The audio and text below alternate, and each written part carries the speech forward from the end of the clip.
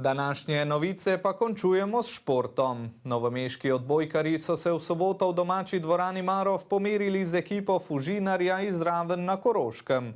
Za njimi je tudi evropska preizkušnja.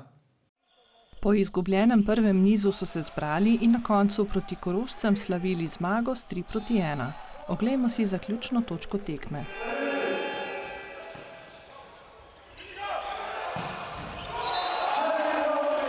Po seriji nekih neuspehov smo danes le zbrali misli in smo odigrali tekmo, tako se gre in zmagali.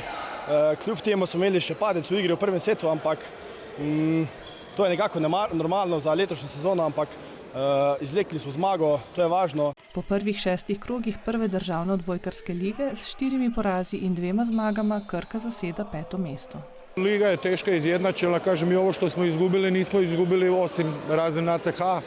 Ove ostale tekme, to je sve bilo na razliku. I iz analize neke, uglavnom su to bile naše greške u otvaranju setova i negdje kad se set lomi oko 20. poena. Nekaj dni prej so krkaši v domačem Marofu v okviru Evropskega pokala CEV odigrali povratno tekmo proti srbskemu klubu Karađorđe iz Topole.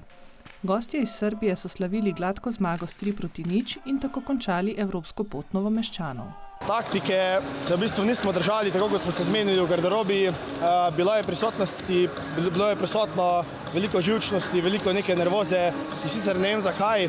Nismo imeli česa zgubiti, imeli smo dokaj ugodne rezultate Srbije. Evropska pot je torej končana, državna liga pa je še dolga.